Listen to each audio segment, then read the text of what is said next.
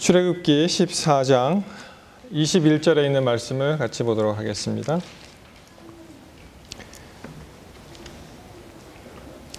출애굽기 14장 21절.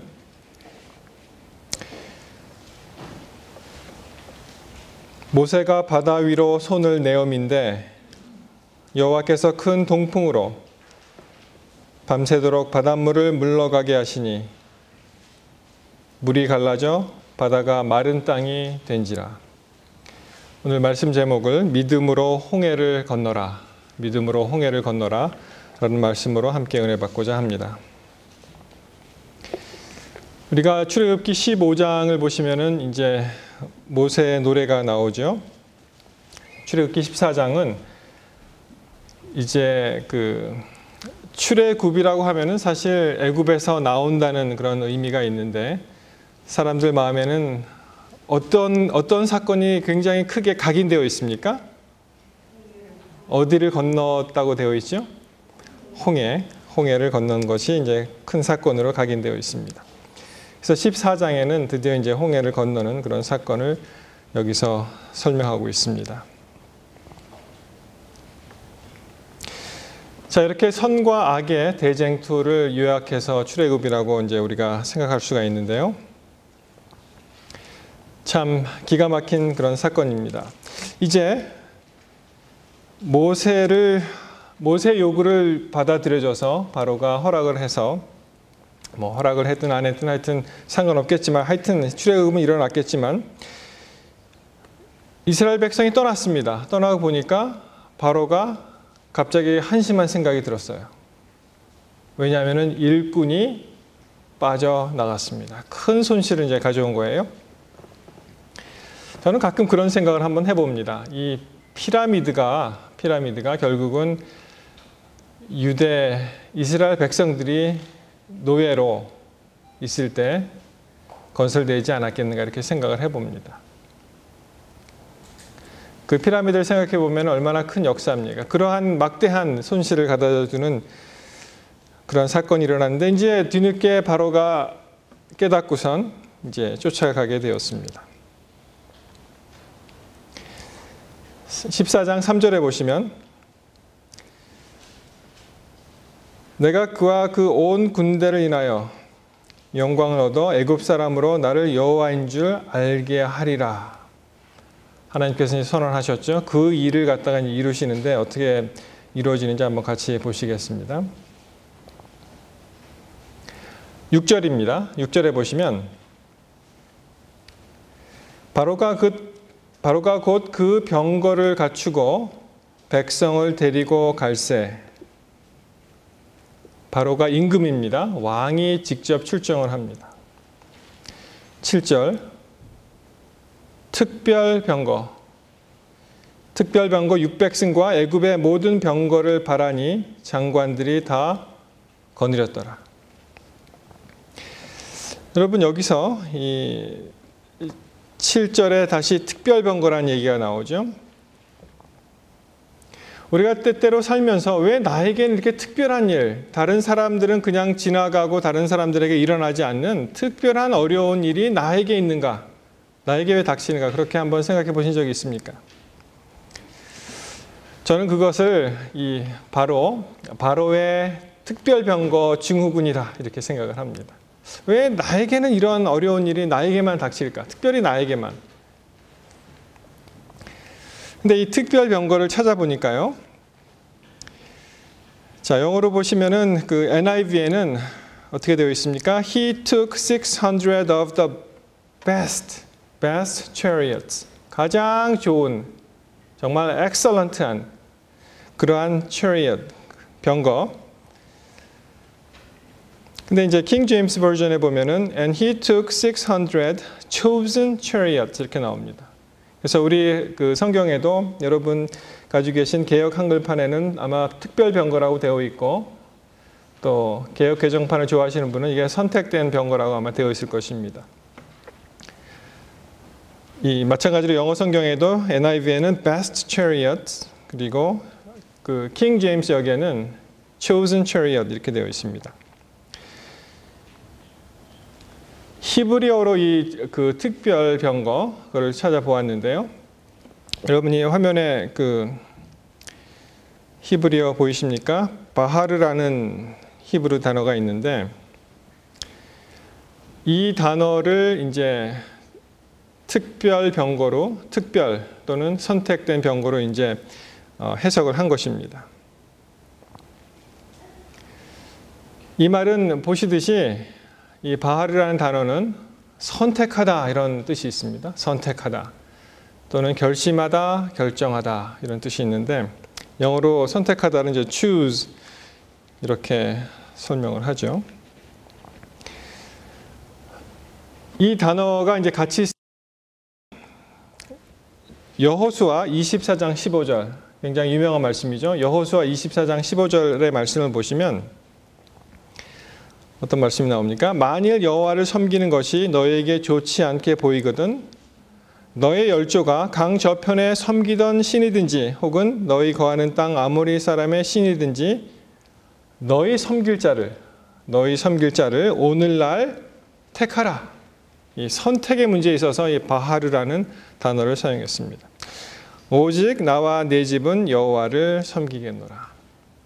영어로 보시면 정확하죠. 또 Then choose for yourselves this day whom you will serve.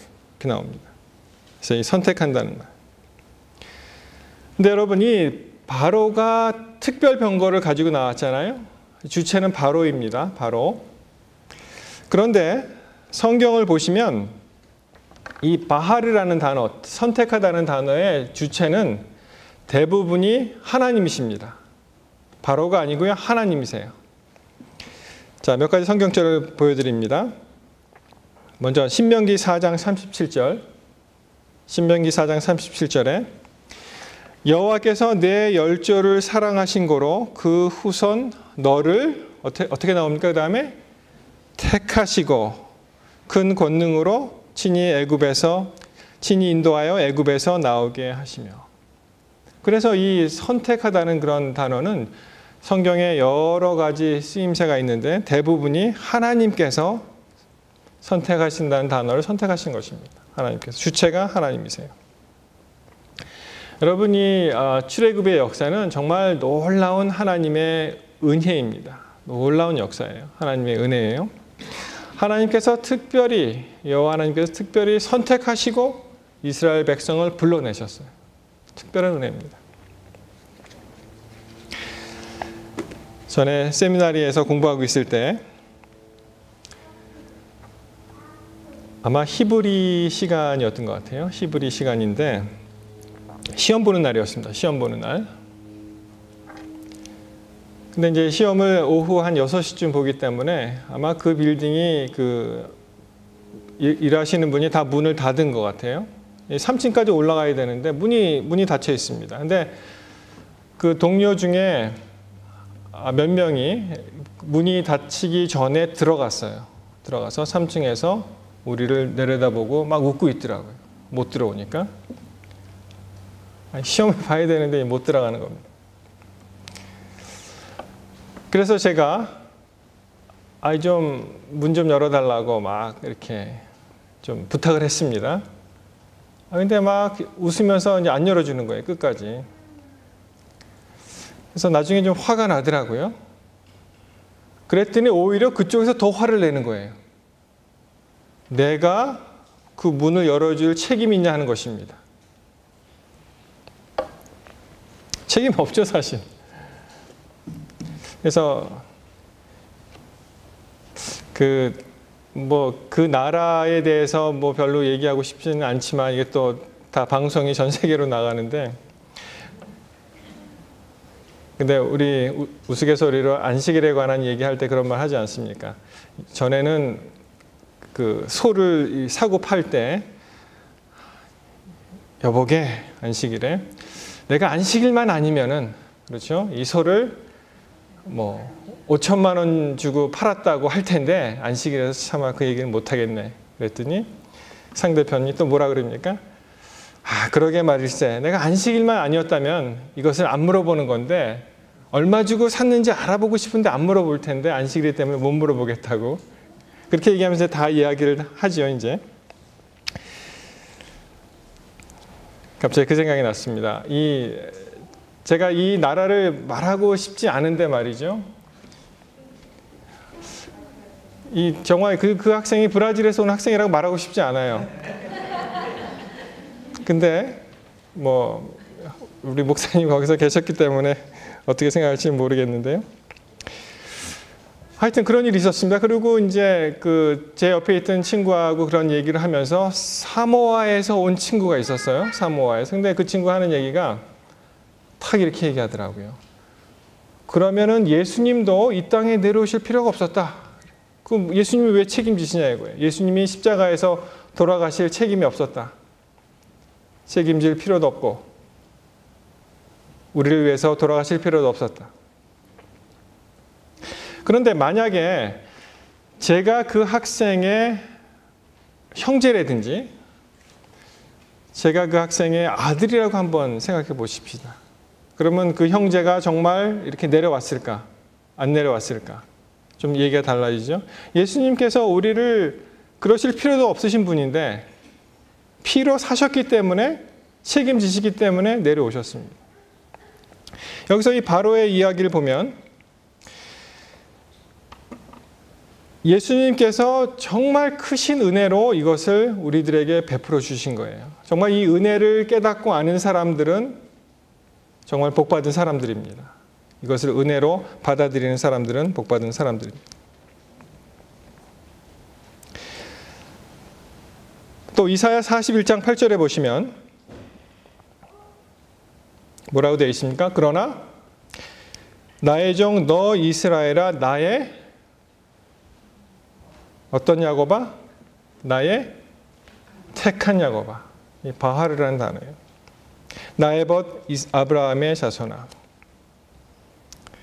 그래서 But you, O Israel, my servant Jacob, whom I have chosen. 그래서 이 성경에 나오는 모든 이러한 바하르라는 단어, 선택의 그 주체는요, 바로가 아니고요. 대부분이 무엇입니까? 하나님께서 선택하셨다는 것입니다. 그래서 이 특별한 어떠한 어려움이 올 때 우리는 어떻게 생각을 하면 되냐 하면은 하나님께서 우리를 특별하게 선택하셨다는 것을 기억하게 되시기 바랍니다. 특별한 어려움은 동시에 하나님께서 특별히 우리를 선택하셨다는 것을 기억하게 되시기 바랍니다. 여러분 이 장면이 이렇게 쭉 나와 있죠. 그 다음에 이야기가 어떻게 전개가 됩니까? 특별 병거가 와서 이제 이스라엘 백성들을 암담하게 만듭니다. 보니까 갈 데가 없는 거예요. 이제 막다른 골목에 이제 놓이게 되었습니다. 9절에 비하히롯 해변 그 장막 침대에 미치니라. 거기까지 온 거예요. 이제 더 이상 갈 데가 없습니다. 여러분 이 말을 우리나라 말로 어떻게 표현을 합니까? 앞으로 더 이상 나갈 수도 없고 뒤로 물러설 수도 없고 진퇴양난이죠. 진퇴양난. 영어로는 어떻게 표현하면 좋겠습니까? 이것을 한마디로 제가 이 생각을 해보니까 got stuck이라는 말이 생각이 나더라고요. got stuck. 꽉 박힌 거예요. 이제 뺄 수도 없고 또 계속 있을 수도 없고. 전에 한번 말씀드렸죠. 제가 미시간에 살 때 여기서는 뭐 겨울철에 눈이 안 오니까 그런 경험이 없는데요. 갑자기 차가 브레이크가 말을 안 들어서 스탑을 지나가고 미끄러졌습니다. 커브길이었는데 그래서 눈에 콱 박혔어요. 근데 아무리 이게 굉장히 세게 박히니까 그 차가 4x4 4휠 드라이브 차였는데 이게 나올 수가 없더라고요. 이게 뭐 계속 공회전하고 헛바퀴 도는 거예요. 이 진퇴양난. 그런데 이 진퇴양난이라는 말을 또 한마디로 줄이면 또 어떤 말이 있을까요? 영어에? 생각해 보셨습니까? got stuck 하면 이 두 마디인데 딜레마 어떨까요? 딜레마에 빠졌다고 하죠. 딜레마. 딜레마의 스펠이 어떻게 되죠? L이 몇 개고 M이 몇 개입니까? 또 그냥 이렇게 쓰실 때는 모르는데 또 그렇게 여쭤보면은 잘 생각이 안 나시죠? 이 commit라는 단어가 시험에 많이 나왔습니다. 전에. commit가 M이 2개, I가 하나, T가 몇 개? T가 2개, E가 몇 개입니까? 3개는 아니죠. 2개. 커미티. 자, 정말 딜레마에 이제 빠졌어요. 앞으로 가자니 뭐가 있습니까? 장애물. 커다란 장애물이 있었고요. 바다가 나타났습니다. 뒤로 가자니 자기를 죽이려고 쫓아오는 바로의 군대들이 나타났다는 것입니다. 여러분, 이때 우리가 이러한 딜레마나 큰 일을 당했을 때 대부분 우리가 하는 일이 어떤 일인지 아십니까? 대부분 우리가 하는 일은 불평과 불만과 원성입니다. 14장 11절 모세에게 이렇게 불평합니다. 애굽에 매장지가 없었으므로 애굽에 매장지가 없느냐? 당신이 우리를 이끌어 이 광야에서 죽게 하느냐?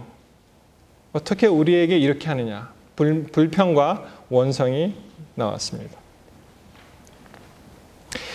자, 이 믿음의 사람 모세는 이것을 어떻게 극복을 했을까요?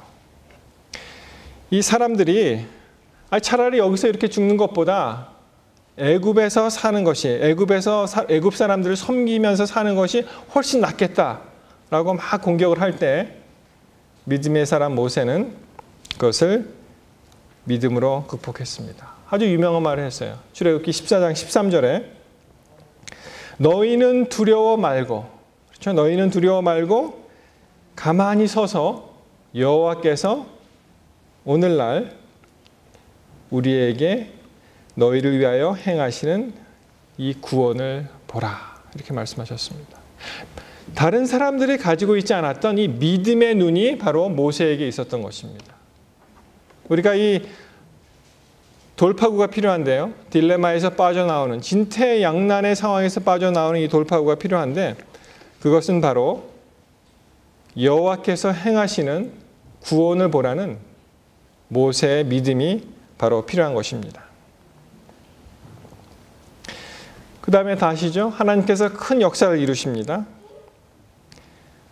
홍해가 갈라지고 그리고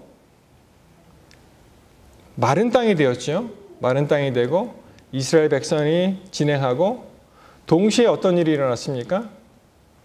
애굽 사람들이 쫓아왔을 때 그들이 수장됩니다.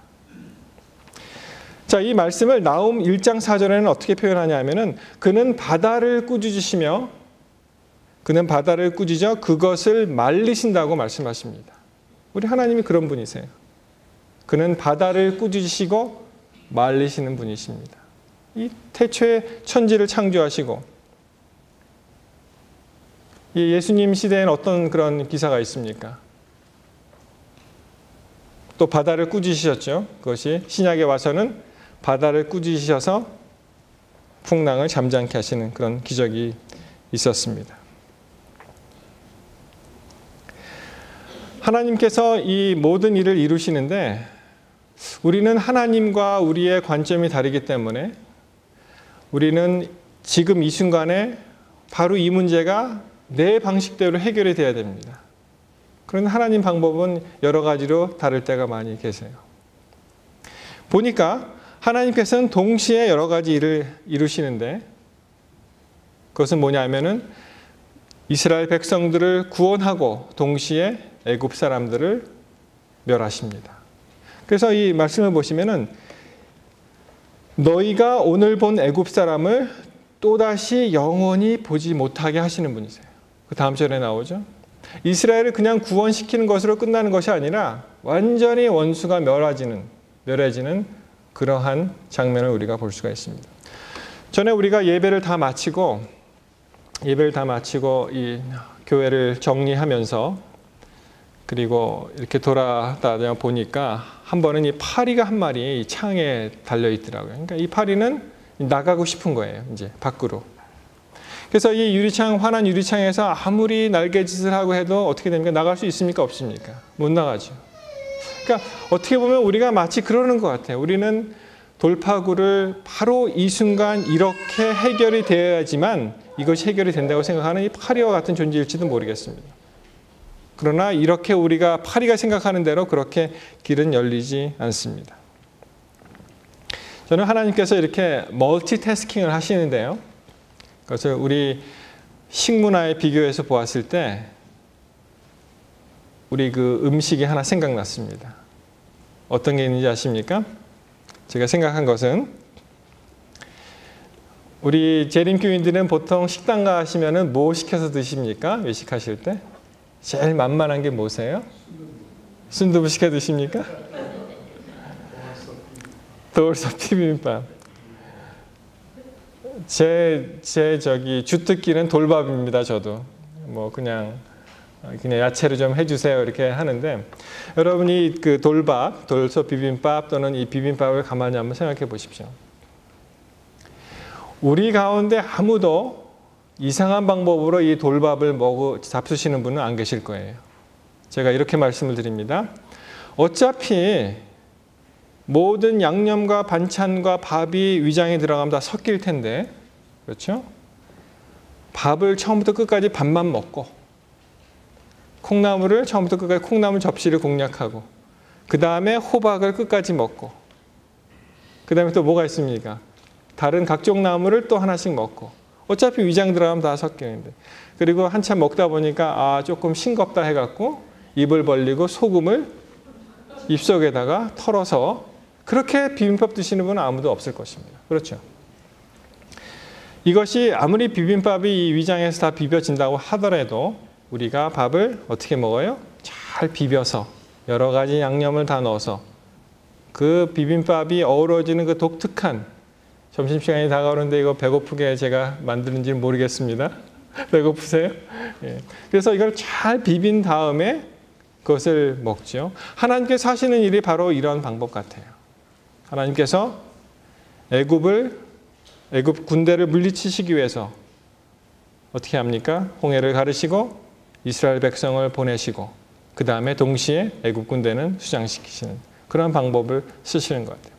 우리는 그걸 모르지만 적재적소에 어떻게 무슨 일이 어떻게 일어나야 제일 좋은 그러한 양념의 밥이 나오는지는 잘 모르지만 하나님께서는 그걸 아시기 때문에 그 가장 정확한 때에 그 일을 이루신다고 생각하시면 좋습니다. 하나님께서는 동시에 일을 해결하시는 분이세요. 저는 이 장면을 또 이렇게 생각해 보았습니다. 내 앞에 펼쳐진 이 바다는 장애물이 아니라 하나님께서 영광스럽게 일을 마치시기 위한 하나의 블루 카펫이다, 이렇게 생각해 보았습니다. 왜 블루 카펫입니까?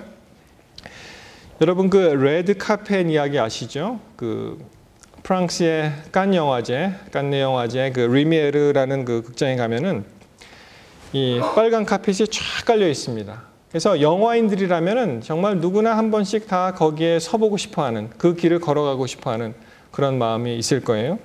올해도 무슨 우리나라 어떤 영화가 이제 출품이 되어갖고 이제 감독과 이제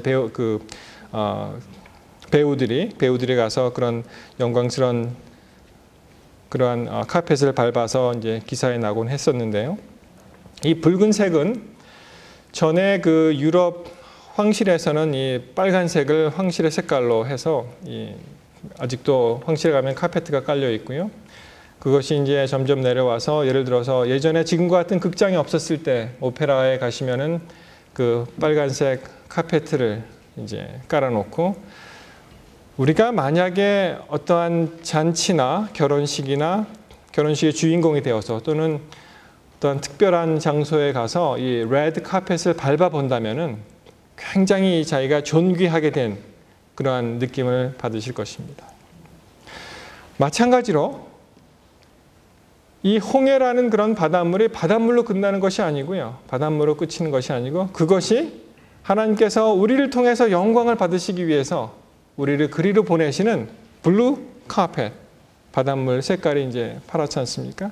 블루 카펫을 깔아놓으시고 그 일을 통해서 하나님께서 역사를 이루신다고 저는 생각을 합니다.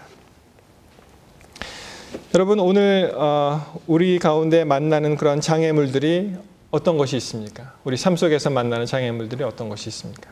여러분 삶을 정말 괴롭히고 아침에 그것 때문에 깨어나고 악몽에 시달리는 그런 일이 어떤 것이 있습니까? 우리 앞에 놓여있는 이 홍해와 같은 그런 장애물들이 무엇이 있습니까? 마찬가지로 우리 앞에 정말 무너뜨릴 수 없는 여리고와 같은 성으로 다가오는 그런 것들은 또 무엇이 있습니까? 달리 표현해서 우리 앞에 다윗 앞에 골리앗 같은 그런 존재로 다가오는 그런 일이 무엇이 있습니까? 여러분 그러나 그런 것으로 걱정하지 마십시오. 홍해가 갈라졌고 다윗이 골리앗을 물리쳤고 여리고 성이 무너졌습니다. 하나님께서 우리와 함께 하시면은 이러한 모든 것이 일순간에 다 해결될 줄 믿습니다. 하나님의 임재하심이 함께 하시고 우리가 그분의 인도를 계속 따라간다고 믿을 때 이러한 것은 정말 가장 합당한 때 가장 기적적인 방법으로 하나님께서 인도하시는, 그래서 영광을 받으시는 그러한 블루카펫이라고 저는 생각을 합니다. 여러분 시편 112편 2절에 보시면 가장 어두울 때 하나님께서 역사하시는데 뭐라고 말씀하십니까? 시편 112편 4절 정직한 자에게는 흑암 중에 빛이 일어나나니 그는 어질고 자비하고 의로운 자로다. 왜 막다른 순간에 이러한 일을 우리가 경험하게 될까요? 아니 바로가 쫓아오면 저 멀리서 그저 그런 것이 다 해결이 되고 우리는 편안하게 가면 얼마나 좋습니까? 왜 마지막 순간에 와서 그러한 일이 해결이 될까요? 하나님께서 확실하게 우리에게 임재하고 계신다는 것을 증명함으로, 증거하심으로 그런 일이 일어난다고 생각합니다. 정직한 자에게는 정말 흑암 중에 아주 깜깜한 가운데 가장 바닥을 쳤을 때 그때 빛을 보고 거기서 올라온다고 볼 수 있습니다. 달리 이 설명할 방법이 없어요.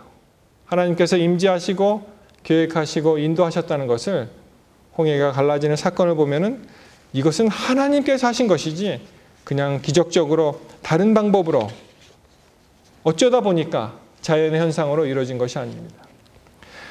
우리 한국에도 보면은 어떤 것이 있습니까? 뭐 가끔 신문지상에 4월입니까? 그때가 뭐 한국의 뭐 홍해 바다의 기적이다. 그게 섬 이름이 뭐 진도 근처입니까? 신안? 예? 근데 그것은 자연 현상으로 우리가 생각을 하죠. 홍해 바다는 그렇게 갈라진 것이 아닙니다.